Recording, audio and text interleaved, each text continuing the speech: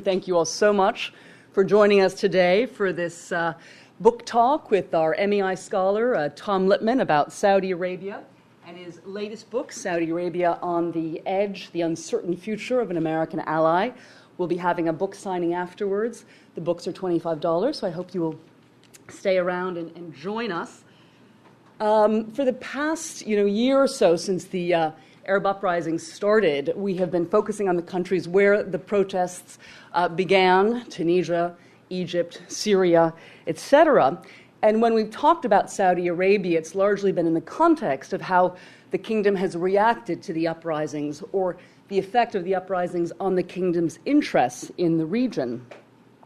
And we've not devoted enough time to asking that key question that we've asked elsewhere, which is, what is the essential relationship between the citizens and the state? What is that social contract? In Egypt and Tunisia and elsewhere, people felt that that contract wasn't being respected. They weren't getting the basics, freedom, justice, and dignity, and they rose up. But how do the Saudis feel about their contract with their rulers? Are they satisfied as they watch these winds of change sweeping through the region? What does an increasingly savvy, networked, mediatized Saudi public that wants more access to jobs and basic rights want from their rulers, who are of a very, very different generation from the growing youth population, and are these rulers in a position to recognize these demands and meet them? And Tom will be addressing some of these issues and others during this very, very interesting time in Saudi Arabia. There are a few others really better qualified to talk about Saudi in Washington. Tom has spent months and months there, not only doing the research for this book, but working on a previous book entitled Inside the Mirage, America's Fragile Partnership with Saudi Arabia, that came out in 2004. He also spent years there as a journalist. He was the Washington Post bureau chief for the Middle East, and also served as that newspaper's oil and energy writer. So in that capacity, spent a lot of time in Riyadh. Prior to his work in the Middle East, he actually had a life before the Middle East. He was bureau chief in Saigon and covered that conflict, and has written many other books, including Understanding Islam, which came out in 1982, Egypt After Nasser, and most recently a book entitled Arabian Night, Colonel Bill Eddy, USMC, and the Rise of American Power in the Middle East. That book won a Benjamin Franklin Award from the Independent Book Publishers for Best Biography of 2008. I've yet to dip into it, but I'm inspired. So clearly, Tom has been an amazing writer and analyst of the region, and we're very, very honored to have him here today to talk about the kingdom and all of its complexities. So please join me in welcoming Tom Lippman. Thank you very much, Kate. Thank you all so much for being here. I mean, to get this many people without the lure of a free lunch, I think is really impressive in Washington. Kate, that was a very generous introduction, although I must say it had the side effect of reminding me how old I am, because I've been going to Saudi Arabia in one capacity or another since the mid-1970s.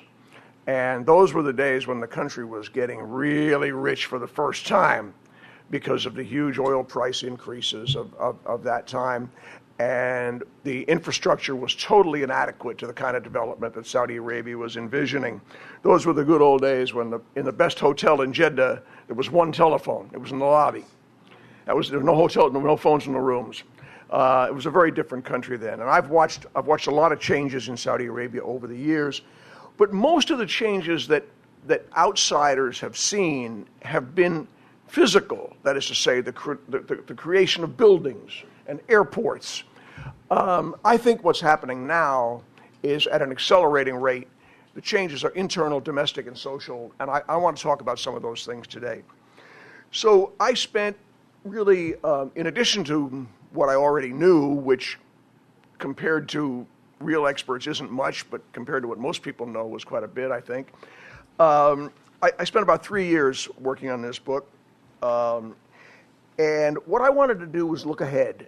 Since before 9/11, the useful literature about modern Saudi Arabia was quite skimpy. After 9/11, it became voluminous, but a lot of it was worthless. My own books being an exception, of course. But some of them were really hyperventilating demonizations of Saudi Arabia, and they were all about those wacky Wahhabis, and you know what I'm talking about. But I didn't want to do that. I think for this audience, I don't need to start with Islam 101. People here know what I'm talking about. So I wanted to look not back to the assassination of King Faisal and the introduction of television. That's all been done. I want to look ahead. Where do the Saudis think they're going, and where do I think they're going, and where do people think they're going, and what kind of country is it going to be in 20 or 25 years? And I thought what I'd do is start off by just giving you, in no particular order, a set of random facts of things I learned about Saudi Arabia while I was doing research for this book that I think may come as news to some people. So let me start with this. Saudi Arabia has the third highest per capita consumption of water in the world after the United States and Canada. How do they do that, you ask? Well, you can find out in chapter 2, I believe it is, right? The Kingdom of Saudi Arabia, of all the countries in the world, is second only to Sudan in the number of genetically caused birth defects per 1,000 babies.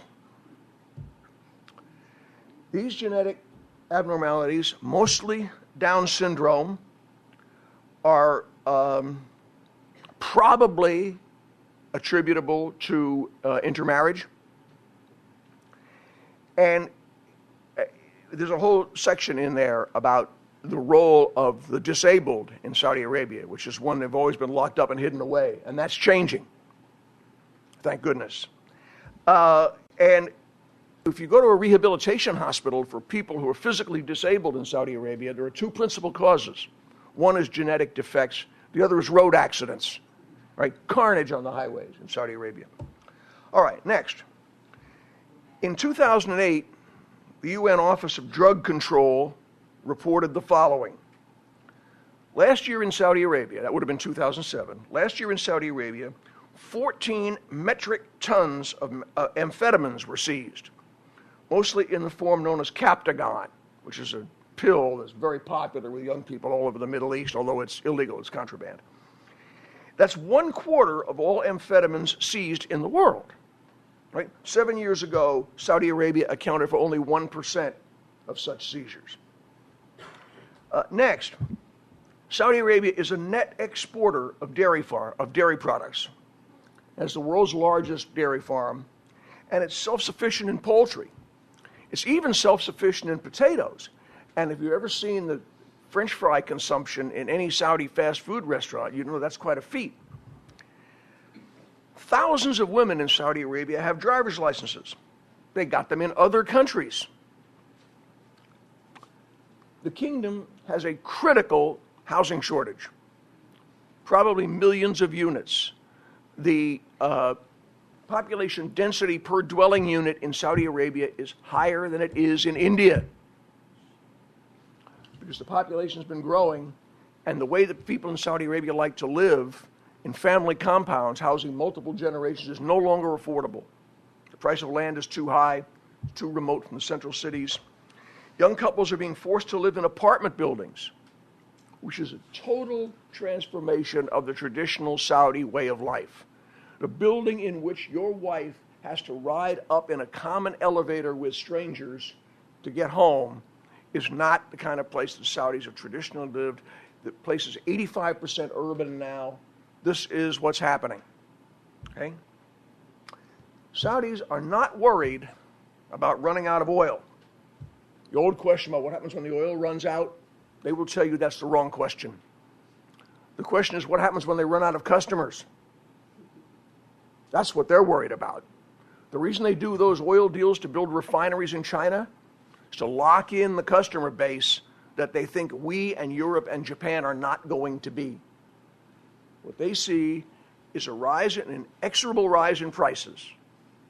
When you're drilling for oil at 10,000 feet, 100 miles off the coast of Brazil, that oil is going to be really expensive. And it's going to take the whole oil market price up with it. And what the Saudis fear is the point where the combination of rising price and available alternate technologies erode their customer base. That's why the Saudis want stability in the oil market, and that means they want stability in the region. Okay? Saudi Arabia is on track to surpass Germany as the world's leading exporter of petrochemical products by the end of this decade. The fastest growing sector of the economy is tourism. Okay? May not sound appealing to you, but my wife and I even stopped there on a cruise last year. I got photos to prove it. I'll be glad to talk about that when we get to the Q&A. Despite its oil resources, Saudi Arabia has an acute and rapidly growing energy shortage because of the surging rate of domestic consumption. Okay? Blackouts are common in Jeddah and other cities. It's a big complaint of people doing industrial development in Saudi Arabia. And there are many reasons for the energy shortage, which I'll be happy to talk about. And I think it's kind of a perfect microcosm of the types of problems the country is grappling with. The country is, of course, heavily dependent on oil export for revenue. But already, everything in Saudi Arabia is electrified and motorized now. It's not like the old days when people rode on camels, right? And everybody has air conditioning, and there's no public transportation, so everybody drives everywhere. The result of that is that Saudi Arabia is using about 2 million barrels of oil a day just to generate electricity. That's oil that is not available for export and not kept in the ground for the future. So you say, why don't they switch to natural gas? Because they don't have enough. The supply of natural gas is not sufficient to provide to meet the electricity demand and to provide the feedstock for the petrochemical industry that's the basis of Saudi Arabia's industrialization program. Now, one thing they could do, and there was a report came out of Chatham House in Britain just about 2 weeks ago, which emphasized this point. To households and individual customers, electricity in Saudi Arabia is virtually given away. The price per kilowatt hour is nominal. Okay? So you'd think by economic good sense, rationality, they would raise the price to discourage consumption. But of course, to do that would be to depart from the fundamental political bargain between the rulers and the ruled in Saudi Arabia, in which the people are disenfranchised politically, but they're taken care of economically. That's why gasoline and electricity and water, scarce and valuable as they might be, are virtually given away. Okay? So it's not an easy decision. They have raised electricity prices for industrial and commercial consumers, but not for households. And of course, you know that water use I mentioned? Well, the drinking water, the household water now all comes from desalination. Desalination plants are voracious consumers of electricity. Okay? And there's no alternative to that. And Saudi Arabia now, you know, the people have dishwashers and swimming pools, and they get their car washed at the car wash, just like everybody else. They use a lot of water.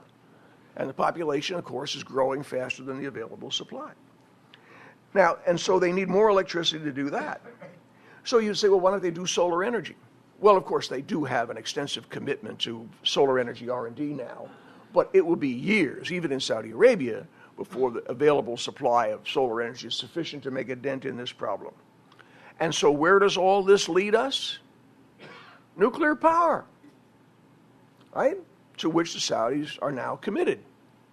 Active consultations and consulting agreements with companies in Finland, France, Russia, somewhere else.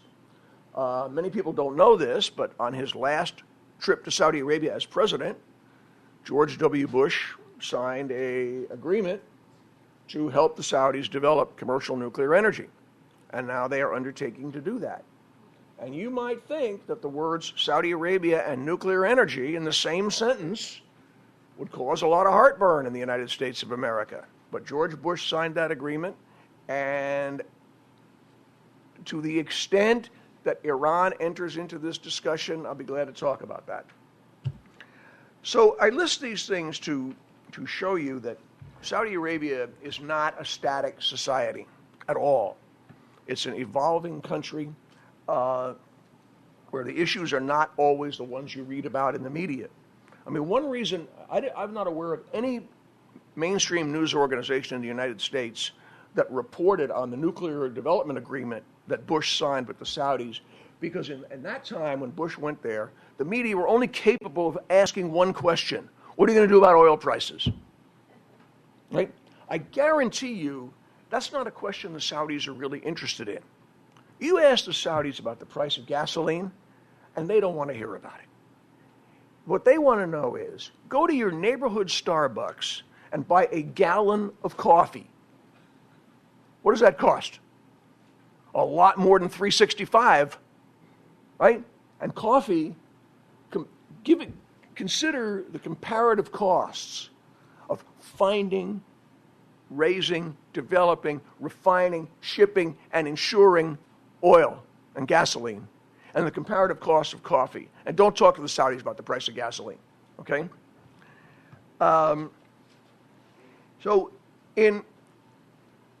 As they confront all these issues, some of them, of course, are ones that are of direct concern to us, beginning with religious extremism, which is a problem, but it's now a manageable problem. I would say 6 years ago or so, it wasn't clear that it was a manageable problem. And the Saudi leaders bear a good bit, maybe most, of the responsibility for having let it grow to the excesses that it did. But they have now sort of wrestled this sucker not into submission, but into controllability. And they have to deal with this every day in their own interests, not in our interests, but in their own interests. So that's an issue that's not going to go away, but it's not going to dominate the conversation. All the decisions that have to be made about all these issues obviously have to be run through the sort of religious prism. That's the nature of the country in Saudi Arabia. But it's also true that at the end of the day, all the religious leaders in Saudi Arabia, all the sheikhs and imams and the minister of religious affairs, are employees of the state, and they do what they're told. Okay? And people know that. So, Saudi Arabia, I discovered, now brings considerable strengths to addressing these issues. Money. Huge amounts of money. I'm sure you're all aware of the money that the king handed out last February and March, to keep people pacified. Much more educated than in the past. Tens and hundreds of thousands of Saudis getting advanced degrees in Western universities. They have a competent technocratic class now, and that's growing.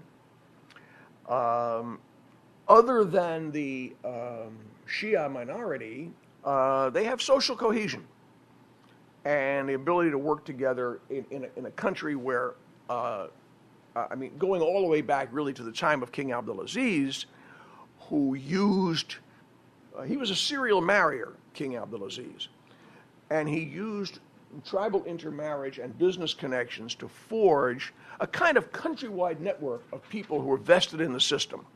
So they have all that. All those people are capable of working together. I mean, the best example was Abdullah Ali Reza, who until recently was the Minister of Commerce. Ali Reza is representative of a class of a dozen or so Saudi families, including the bin Ladens, who got rich early and are still rich and are now the principal non-royal players in the economy. If you succeed in Saudi Arabia, you succeed because of the system, not in spite of it.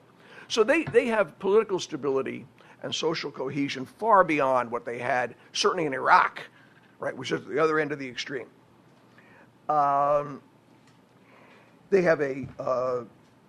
There is economic opportunity for young people, not enough, but much more than there was in Egypt or Tunisia. A strategic location, a good transportation network now,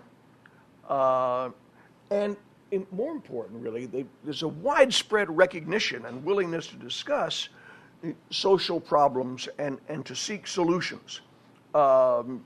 Just to give you one example, until about 6 years ago, there was no discussion in the Saudi media of a really serious social problem in Saudi Arabia, which is spousal abuse. Okay? It was one of those taboo subjects that a lot of Saudis pretended they didn't have because theirs was a perfect society following the rules laid down by God. And then on the front page of the newspapers appeared the photos of Rania El-Baz. You remember this, right? Rania El-Baz was a very popular television personality whose husband beat her almost to death. And the newspapers ran the photos of her in her beaten state. They're unforgettable photographs. And that put a topic on the agenda that was never on the agenda. And this is happening all across the kind of social spectrum. And if the first part of dealing with the problem is to acknowledge that it exists, then they're really coming a long way. However, it may be, and I hope this is not true, but it may be that the institutional and social weaknesses outnumber the strengths and could overpower them. Obviously, Saudi Arabia lives in a bad neighborhood. I mean, who would want the neighbors that Saudi Arabia has? Right? Yemen, Iraq, who wants to live in that neighborhood, right? You have, obviously, a certain question about a geriatric leadership. The education is extensive, but of poor quality. There's a whole chapter on education in the book. And the people who made available to me the best information about the deficiencies in the education system were not people who work in the education system. They work for the Saudi Arabia General Investment Authority, which is trying to bring in foreign investment and needs better educated people to offer to prospective employers. Right? They run their own education programs at the Investment Authority and try to keep them out of the clutches of the education ministry. And what I found troubling is that for every problem, traffic, water, unemployment, underemployment, poor quality education, you name the problem, public health issues, the Saudis have a very well-crafted, impressive master plan for dealing with it. You go into the ministry of topic X, and the deputy minister will take the plan down off the shelf and show you how they plan to deal with it. Those plans, almost without exception, were drafted by expensive consultants from Europe and Chicago who drafted those plans, got back on their planes and went home. And those plans are all what I call top-down. Right? In your community, you wouldn't do a master plan for getting the grass cut without having a town meeting and people getting in on it, a comment period, and all that kind of thing. That's not how Saudi Arabia works, right? They think we got a problem here. Let's hire Booz Allen or somebody to tell us how to deal with it. And Booz Allen comes in and does a plan. Here we go. Here's the plan. You, the people who have this problem, were not consulted. Okay? Whether they can get the buy-in for the programs that they have to deal with these things is a huge question. And I don't really know the answer to that. I think we'll find out. To the extent that there is political grumbling in Saudi Arabia, it's mostly about the lack of accountability in government. This is not a country of 3 million people anymore with direct access to the king. This is a big, sophisticated country now with institutions like the Saudi Basic Industries Company and Saudi Aramco and the airlines and the chemical companies.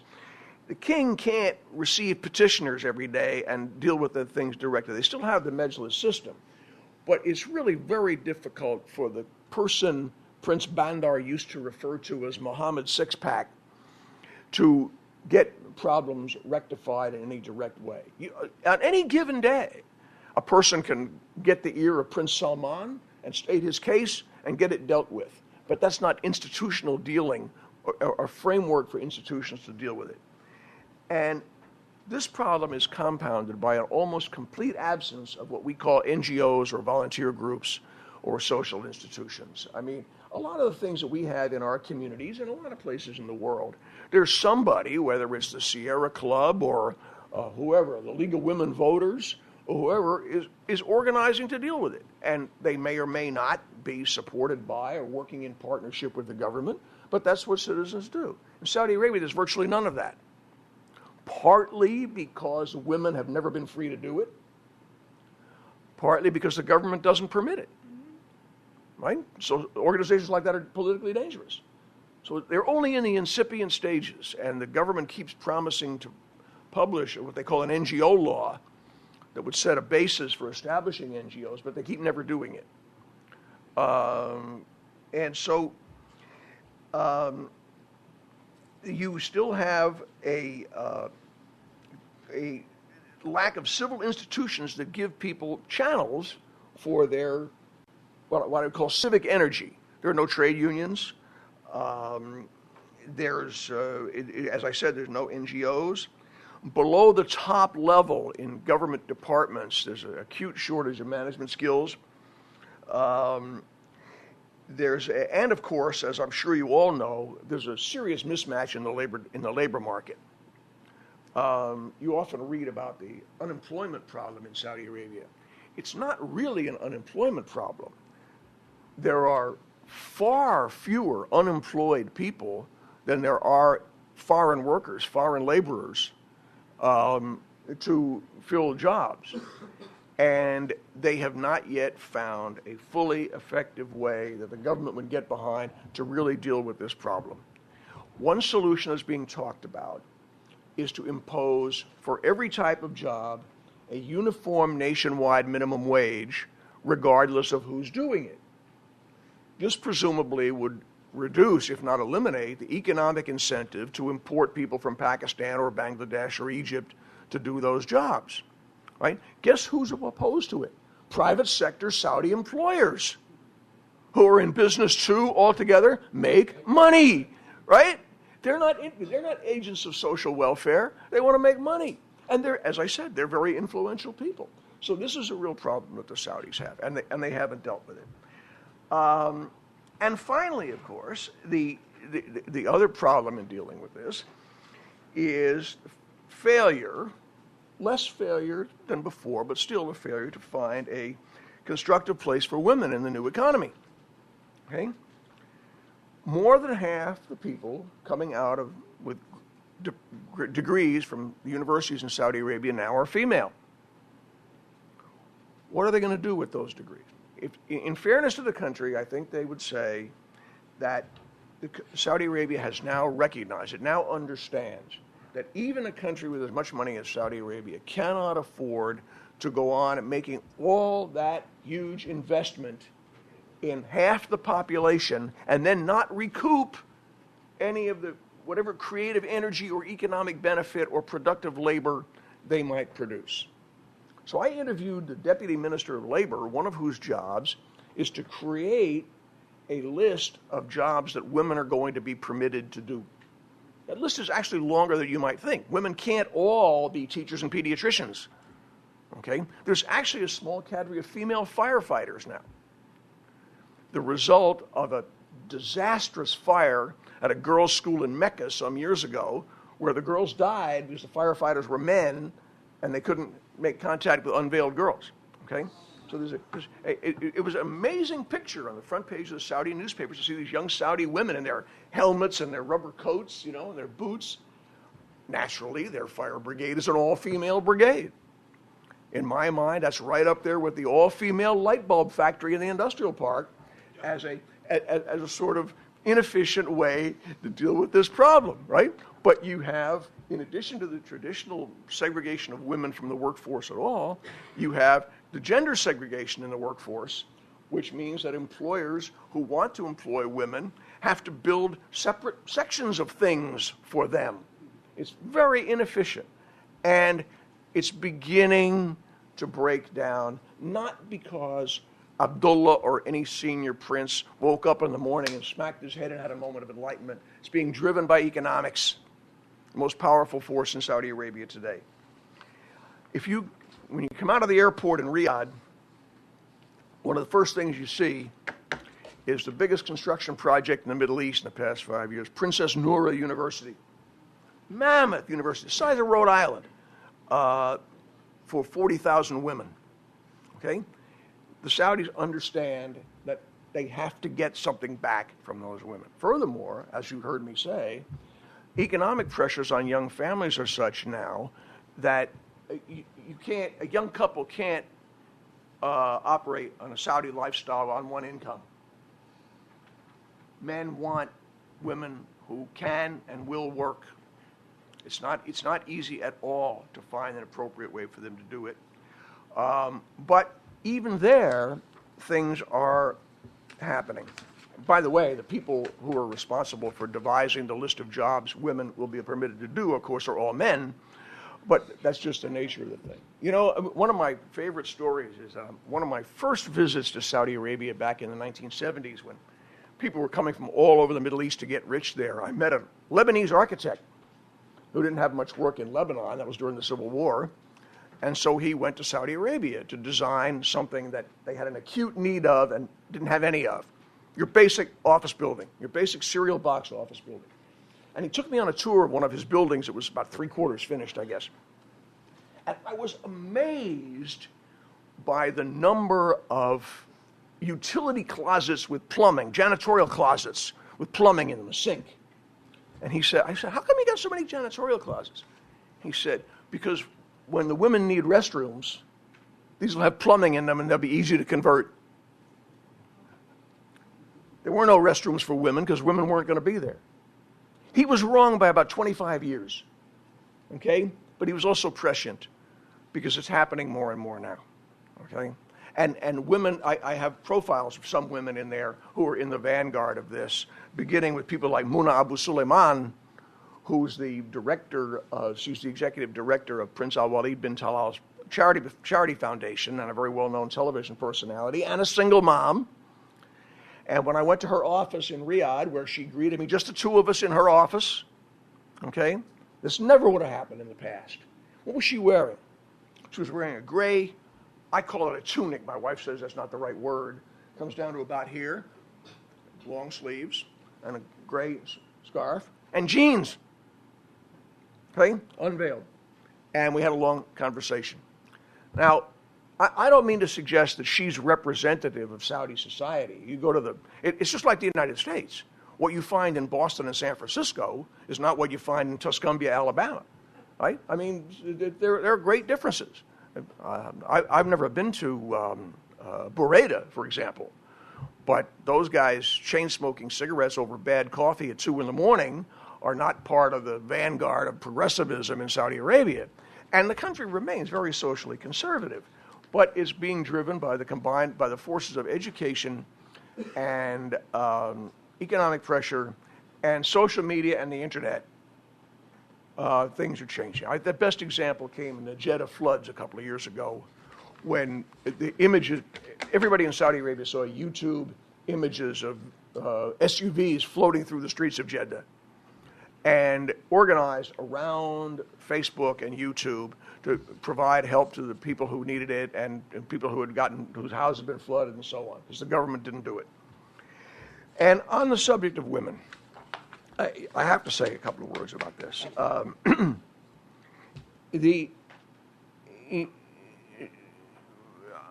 For one thing, Saudi employers, private sector employers who have female employees, almost without exception, say that women are better employees than the men, and they'd like to have more of them if they could work it out. And some things are happening. There have been a couple of important developments lately. One is that King Abdullah has announced that in the next round of municipality elections in 2015, women can not only vote, they can run as candidates. Now, the municipality elections don't have much power, but the symbolism is important here. And that's a very important symbol. The other thing is, and I'm sort of stealing my own story here because I've written an op-ed about this, which has been accepted for publication but hasn't been published yet. A social revolution began in Saudi Arabia this month that has nothing to do with the Arab Spring. Okay? The Minister of Labor began enforcing a royal decree from last summer that the sales clerks, the sales personnel in the lingerie shops are going to be female instead of male. Okay? The strangest sight in Saudi Arabia is to go to the fancy high-end shopping mall and stand outside the Saudi equivalent of Victoria's Secret store and see veiled Saudi women. Veiled so strange men can't look at them and know about them, right?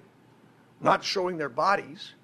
Veiled Saudi women going in to look at the lingerie in this Victoria's Secret store to be greeted by male sales clerks, almost universally Pakistanis, holding up the samples, right? I mean, it's just bizarre. And a campaign built around Facebook by a woman at Dar el-Hikmah College for Women. Finally, 5 years ago, the Labor Ministry issued a decree saying that's going to change. Those jobs all have to go to men. Nothing happened. The decree was basically unenforceable. Now they're enforcing it. And so they have these shops have until June to replace the men with women. They don't have to be Saudi women. Probably a lot of them are going to be Filipinas. But that's a secondary concern at this point. Okay? And how did this come about? Last summer, the Minister of Labor, Ghazi al-Ghazaibi, died. Ghazi al-Ghazaibi was one of the most prominent people in Saudi Arabia as long as I've been going there. He was Minister of Industry when I first went there in the 1970s. He was Minister of Labor. He died last summer. And his replacement was the mayor of Jeddah, but he was also a business executive who had a holding company which, among other things, owned the Panda supermarket chain. Big chain of supermarkets, the Krogers of Saudi Arabia, sort of, right? And Panda had taken it on its own to announce that it intended to start employing female checkout people in its supermarkets. They would deal, as people do in Saudi Arabia, only with what are called family groups or women. They wouldn't deal with individual men customers, right?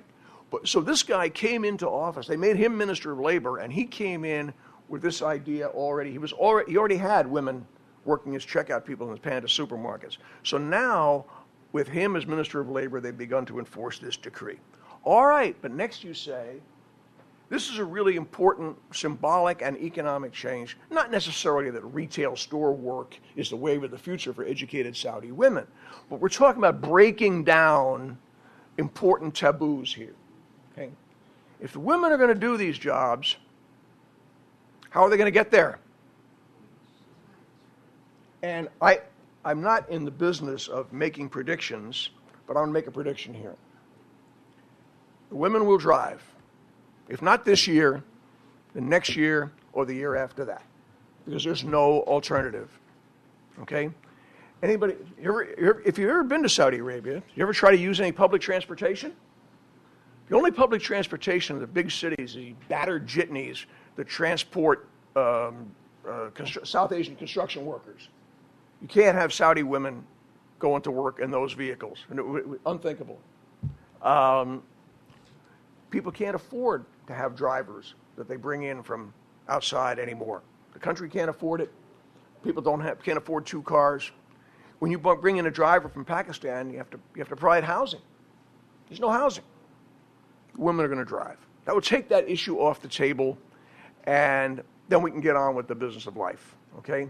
Now you'll notice I haven't said anything about regional security issues or Iran. I'll be happy to do that on Q&A, but I'm going to stop there while you absorb all this fascinating information, and I'll be glad to take your questions. Thank you very much. Thank you so much, Don, for that very complex and nuanced picture of Saudi. I think that the key to remember is that we should never look at the kingdom through the lens of the West. Right. If you go in there thinking like an American, you'll get it wrong. Absolutely. Right. And I remember always being very frustrated by what I thought was the glacial pace of change for women in Saudi Arabia.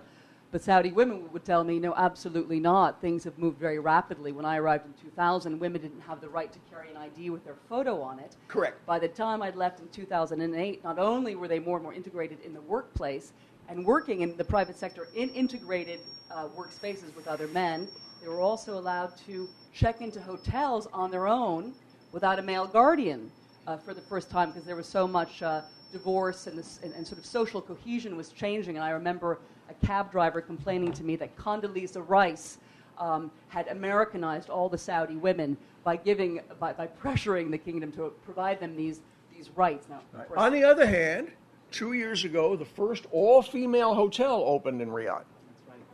All female, staff, everybody, kitchen help, room attendants, everybody. And you know what Carol Murphy told me? An American friend, a former colleague who lived there for 3 years. The great majority, you say, this is great. It means there's enough Saudi women traveling on business now that they want this hotel, right? Most of the people who use that hotel are not traveling business women. They're local women who rent hotel rooms so they can go to the gym, which they can't otherwise do. Right, and which they need to because Saudi Arabia has one of the highest rates of obesity in the world because nobody walks anywhere. Right. Well, great. We don't have a lot of time, so let's open the floor to questions. I will throw a question as well, but I think I'll bundle questions. So I'll start with mine, and then we'll go to Zubair and others. I just have a question. You're very I was going to say, in the absence of Ali Al Ahmed, this isn't going to be any fun at all, right? Right. Well, let me ask you. I'm going to ask about sort of internal issues. You seem quite positive about the fact that Saudi can resist sort of the Arab Spring pressures, but Abdullah was clearly worried. He invested a lot of money in raising people's salaries and committing to building more housing units. They must be feeling the pressure. There was a day of rage that was going to take place in Riyadh that was quelled by the security forces. Things are bubbling under the surface. I hear there's a lot of frustration. Why do you think Saudi Arabia is immune? And I don't think Saudi Arabia is immune at all. But I do think that Saudi Arabia is much better equipped to handle it for a lot of reasons. I've read all the petitions circulated by people seeking redress of one grievance or another, institutional change, creation of an elected parliament, whatever. I've read them all as far as I know. And none of them seeks regime change, okay? That's not what it's about in Saudi Arabia.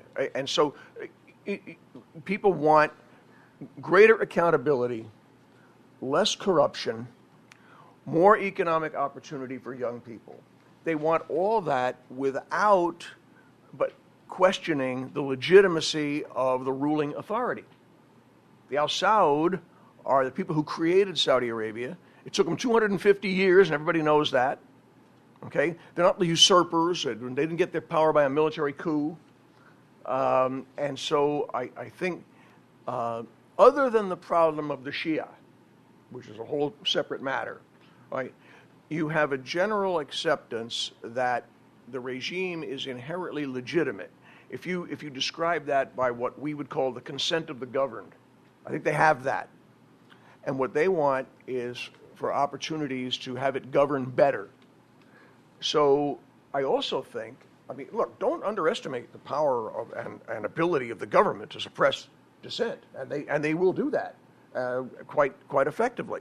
And of course, the government marshaled the religious authorities to support them and say that demonstrations are un-Islamic. That carries a lot of weight in Saudi Arabia.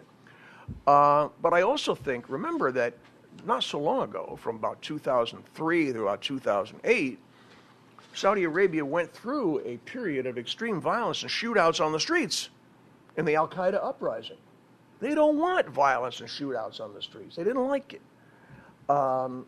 So as far as I know, the only people who really want this regime out of there live in London and don't have much of a following. So there are a lot of other reasons, money being one of them. But also, as I said, there is much more economic opportunity for educated young people than there was in Egypt or Tunisia.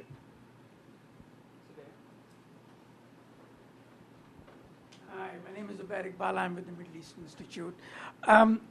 Like very much what you said, because sort of brought back my 10 years of work in the International Monetary Fund on Saudi Arabia. Yeah, things are evolving. They always evolve at a slow pace in Saudi Arabia, and something that is quite consistent with the way the character of the society is, which is perfectly fine, I think. The issue is what's happening elsewhere in the region that's going to have an impact on Saudi Arabia that you alluded to. You see, there are three things which matter in Saudi Arabia a lot. One is the income inequality. It's there.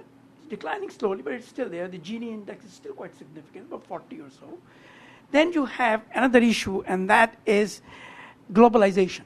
globalization has created a very strange kind of environment in the society where it's becoming increasingly difficult to work out exactly what is the society thinking about. Look, let me just say on the issue of globalization, hey, the pressures and the of globalization are hardly, Saudi Arabia is hardly unique in feeling those pressures. We feel them ourselves all the time. Saudi Arabia is part of the larger world, absolutely. Saudi Arabia is now a member of the G20 group of industrialized nations. It's a member of the World Trade Organization. They feel those pressures, of course, and they're not immune to them. And just like people everywhere, they want to preserve their mom and pop stores and their local institutions against the pressures from outside. But on the question of the region, I would just say this. About 5 years ago, Tony Cordesman and Nawaf Obaid, some of you will know those names, yes, wrote a very detailed book about security issues in Saudi Arabia, national security in Saudi Arabia, which they said that the greatest threats to stability and security in Saudi Arabia were internal rather than external. I think that was true then. It's not true now. You can imagine a cascading set of events on the perimeter that would make the situation in Saudi Arabia extremely difficult. Civil war in Iraq, state failure in Yemen, whatever. Throw in whatever you want, right? A new intifada in the West Bank, all kinds of things. To say nothing of Iran, that could make life very difficult for Saudi Arabia, but my very firm conclusion is that in any such circumstance, they would do what they've been doing since 1945, and call us. I mean, because they have no place else to go. Well, I don't want to get into an argument. No, I know. But see, I was trying to really focus on giving this as a background, focus on two very important issues. One of those is, down the road, I think the presumption, somehow or the other, that Saudi Arabia could start to face economic crunch, I think may be misplaced. Reason being that if you were to just simply calculate by year 2025, if the world oil prices are equivalent of $150 in real terms, and if the world interest rates are 5% in real terms, Saudi Arabia will not to produce even an ounce of oil to continue to maintain its standard of living from just simply earning from its external investments. That's one thing. Second issue, which is also quite important, but indirectly relates to it, is what's the status of a very large and rapidly growing expatriate population in the country? Their children are not going anywhere. This is the only country they know as a country. Let me deal with the population issue. Yes, the population has grown very rapidly for a long time. I think if there's one certainty in development theory that everybody agrees with, and we've all seen it empirically, is that the most important key to controlling population growth is to educate women. That is now a done deal. It's a fact of life in Saudi Arabia. And there are literally millions of women in Saudi Arabia today who in previous generations would have been married off and started making babies at 15. And today are not going to get married and start making babies until they're 23, if then. And they're going to make fewer of them. So you're not going to have a continued escalation of that curve the way you have in the past. Whether you'll reach a point where the economy and the population will converge in a way that they can't manage or can't deal with, that, of course, is the big unanswered question, and the Saudis are wrestling with it every day. I think my concern was really the expected. Thanks, Zubair. Let others say. There's a gentleman here. Could you speak into the microphone? Thank you. Ron Wolf. I'm retired independent scholar now. On the regional security issue, you said you would address a question. There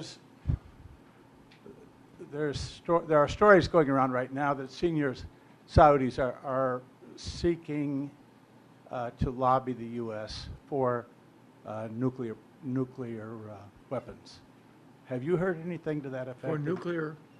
For nuclear weapons technology to address the Iranian threat. I have a whole section about this. I am thoroughly convinced, and I've been working on this particular question, right, for 7 years. starting with a group study at Brookings that produced a book some years ago. Bottom line, the disincentives for Saudi Arabia to seek, develop, acquire, or attempt to do any of the above nuclear weapons are so much greater than any conceivable gain that they're not going to do it. Bottom line. That would be my sense, but Right. the stories are off. Furthermore, I know there's always stories out there. I'm not here to talk about other people's books, but read the chapter of Gerald Posner's book, Secrets of the Kingdom. Right? You know what the story that shows up in there? That every single oil installation in Saudi Arabia, the wellheads, the pumps, the processing plants, is wired with radioactive Semtex so that if the House of Saud goes, they take it all with them and creates a nuclear wasteland. Right? Source? Unspecified people in the Israeli intelligence. Those stories, yeah, that's what I mean about the literature about Saudi Arabia. Okay, the obvious question is, assuming that Iran is going to acquire nuclear weapons, which, by the way, the CIA doesn't assume, and Leon Panetta doesn't assume, right? What will the Saudis do the day after? Well, at long last, I can see now that what's happening is that serious planning for addressing that contingency is finally beginning to happen, right? There's a reason all of a sudden you're reading essays in the think tank press about containment, okay? I don't see the Saudis doing that. Their entire future, their ability to deal with all these problems depends on economic progress and commerce with the world, right? They are not going to become a nuclear outlaw. Thank you. Gentleman in the back. I'm sorry. Yeah, I'm sorry. Could you wait just to get to the microphone because we record it all? Thank you. Can my record? Is Saudi Arabia a signatory to the Nuclear Non-Proliferation Yes. Treaty? Question? My name is Insi Bowman. You mentioned the importance of the tourism sector in Saudi economy. Now, as we know, the holy sites, Muslim holy sites are there. There is, I believe, millions of pilgrims going there. Are they considered tourists? Are they part of the tourism industry there? Do you have yes, figures separating yes, secular and religious? Yes. Did you all understand the question? When 2 or 3 million people show up for the Hajj, or people make Umrah, are they considered, do they show up in the tourism statistics? Yes, they do. Okay. They do. But the Saudi argument is, if you go to Italy to visit the Vatican, do you show up in Italy's tourism statistics? Yes, you do. Should you not? People come from outside the country, they go there, they eat food, they stay in hotel rooms, they ride chartered buses. Sounds like tourists, right? Okay, but there's also now other kinds of tourism, right? There's a travel agency in Seattle. That'll book you on a 17-day comprehensive tour, right? You go to Midan Saleh, you go down south to the national park in the mountains. Beautiful country down there, right? You can do it. Do you have figures? What's the percentage, roughly? Do you know? It's in here somewhere. Okay. Not to mention all the Red Sea diving. Right.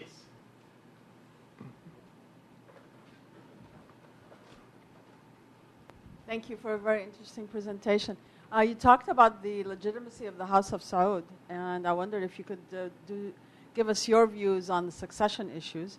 Is there any pressure from the much younger population to skip maybe from the 80-year-olds down to the 60-year-olds, and just a little bit of chronology of who is coming up The next? first thing I would say about this, the question is about succession issues, right?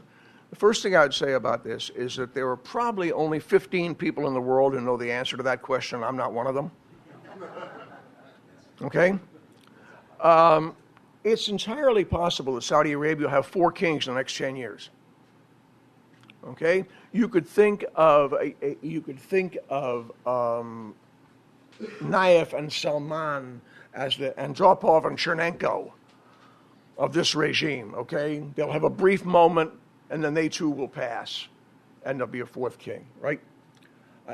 Sooner or later, and probably sooner, you're going to have to deal with the so-called grandson's generation. Okay? I mean, there's still, at the end of last year, I believe, 5 of the so-called Suderi 7 princes, including Salman, were still alive, Nayef and Salman, right? You have a crown prince now. The system that Abdullah created to institutionalize the succession process has not yet been tested. The so-called Allegiance Council has not yet been tested. For those of you who know some of the personalities in Saudi Arabia, Prince Talal recently resigned from the Allegiance Council, right? And I don't know if a successor has been appointed. However, the way to think about this is, it's comparable to the selection of a pope at the Vatican. Okay? Theoretically, any member of the College of Cardinals could come out of that conclave with the red hat, with being the pope, right? Before the conclave, the people who write about these things in the media will designate certain cardinals as papabile, right? There's maybe these 6 guys going to be one of them. Okay? They don't know. And what happens? They go in there and nobody knows anything until the puff of smoke comes out, right? That's what will happen in the family council. No one ever talks to anybody outside the family about this, okay? I think the test will come with the passing of Salman, whatever that will be, sometime in the next 10 years. You now have half a dozen to a dozen grandsons of the founding king, men themselves in their 50s and 60s, some of them, right, who have staked out or received or carved out positions of influence and power, sort of like the old, the Maracas al-Quwa, who were denounced by Sadat in the corrective revolution, you know. And people, I saw Simon Henderson here before. He can give you a list of them off the top of his head, right? People know who these people are. Prince Mitab bin Abdullah, for example, son of the king. He's now running the National Guard. That's a good place to be. You know, there are various people like that. Khalid bin Sultan, son of the late defense minister, right, who conspicuously did not get the top job when the new defense minister was appointed. It's possible that these gentlemen will allow rivalries among themselves to spill over into some kind of power struggle. It's equally possible, if not more, that won't happen, okay?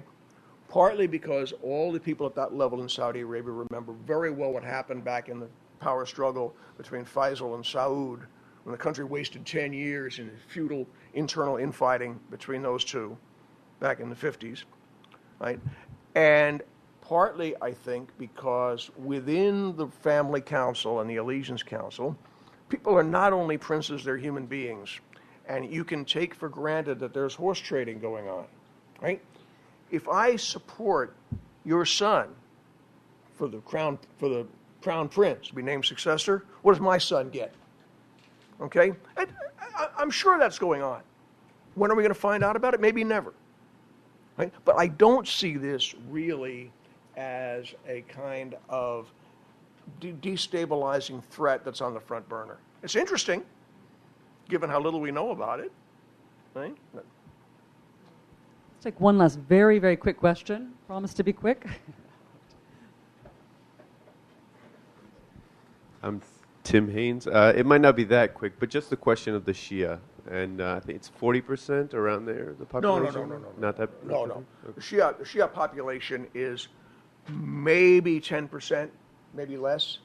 And in fact, I just learned recently that even over in the Eastern Province, in the traditionally Shia parts of the country, the Shia are no longer a majority because enough people have come in from elsewhere in the country that in the Eastern Province in general, the Shia are not a majority. Yes, the Shia have been and are subject to systemic and systematic discrimination. They're second-class citizens. Abdullah has done some small but important things to alleviate some of the particular grievances in the past. Some of these attracted no attention in the Western media. Just for example, 5 years or so ago, all the Saudis voted yes. They supported a resolution that came out of the Islamic Conference, which represents all Muslims, which declared that anyone who says he's a Muslim is a Muslim. It's not up to us to decide. And that 6 schools of Islamic law, including the one followed by the Shia, are legitimate, valid schools of law within Islam, not just the Hanbali. When the Saudi delegation voted for that, it was the kind of important gesture that matters. The Shia are excluded from the armed forces. But if you go there, spend an evening with 20 Shia businessmen in Qatif, right? They'll all tell you that whatever they are and however much discrimination they've faced and however much they've been reviled by the Wahhabis, they are not Persians and they're not stooges of Iran, nor do they intend to be. And breaking down that discrimination is, whether Abdullah really means it or not, but he's done a good bit, I think. Great. Well, I would recommend everyone buy a copy of Tom's book to find out more about Buy multiple copies. About this issue and others. It's selling for $25. Please join me in thanking Tom for this very interesting presentation. Thank you. That was great. Very interesting. Did you learn anything? I did about some of the energy issues. Ahmed Omran is a Saudi blogger who's in the back tweeting all of this. Is he here? He's here. I just saw him. He's in the back.